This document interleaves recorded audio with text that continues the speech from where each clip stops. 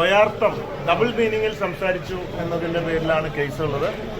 ഇന്ന് രാവിലെ ഞാൻ മുൻകൂർ ജാമ്യത്തിന് വേണ്ടി വരുമ്പോൾ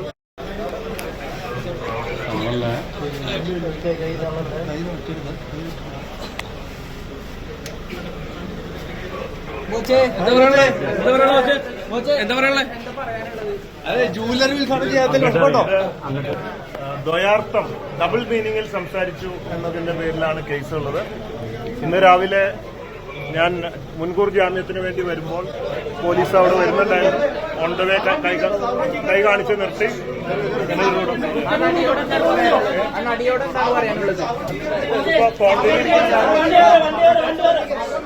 ഇങ്ങനെ കാര്യമല്ലേ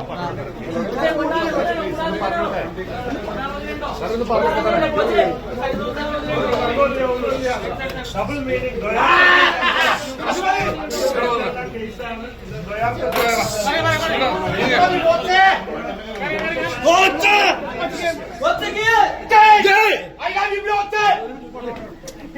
പറഞ്ഞല്ലോ